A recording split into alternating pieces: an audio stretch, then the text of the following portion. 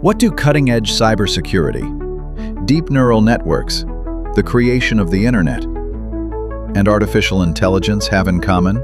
The obvious answer is that they are all related to the field of technology. The less obvious answer is that they have all received federal funding, and the collective impact of that funding is one reason why each respective research field has achieved success and advanced to the point where it stands today. This month's special section focuses on the importance and impact of federal funding of academic research.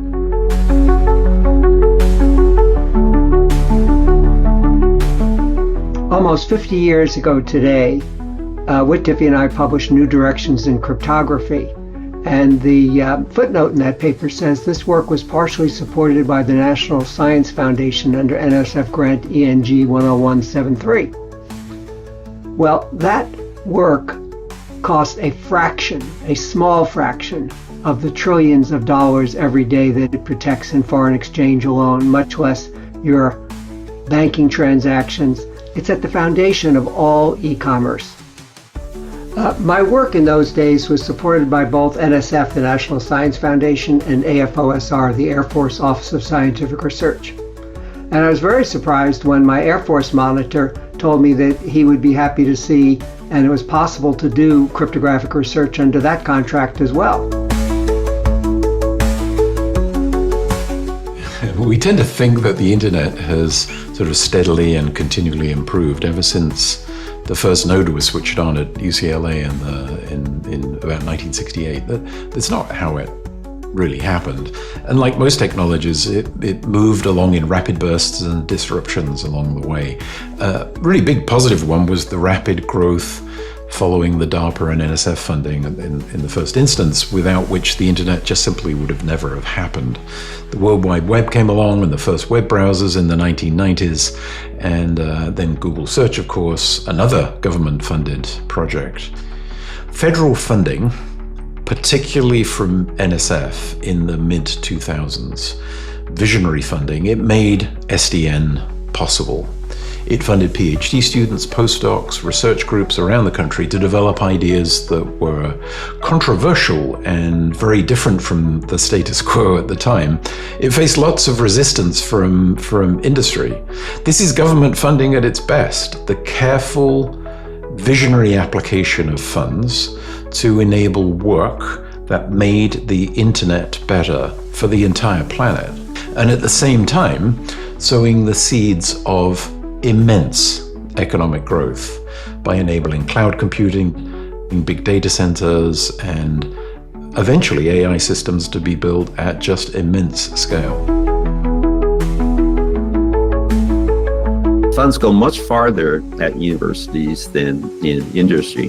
Faculty salaries are lower than in industry, plus research only pays a part of their salary, just summer support.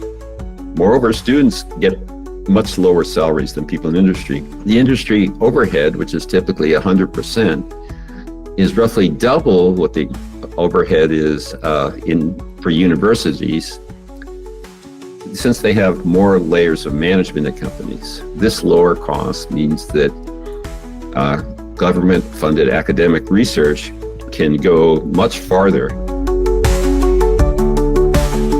The paper emphasizes the role that funding from federal agencies, in particular, at first the Air Force Office of Scientific Research, and then later the National Science Foundation, how the funds from these agencies were able to really allow this subject to develop over the years from something very speculative and unlikely to a collection of methods that are really quite useful from a computational point of view.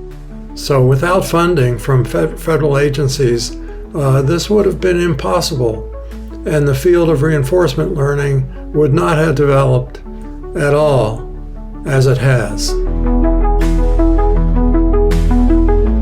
The story of the UT Austin TRIPS project exemplifies the highly productive cooperation between the U.S. government, university researchers, and private industry that has been common over the last 75 years. In our case, the TRIPS project was germinated by small National Science Foundation grants followed by a larger investment from DARPA to mature the technology and produce a prototype. The U.S. federal funding enabled us to tackle large-scale and large-scope research problems across the span of computer architecture, compilers, and runtime systems in ways that would have been impossible without that support. The concepts we developed in the TRIPS project ultimately influenced microprocessors developed by IBM, Intel, and AMD. It's also important not to just support work that looks good a priori. The best work almost always looks foolish before it pays off. Learn more in the December 2025 Communications of the ACM in the special section, Federal Funding of Academic Research.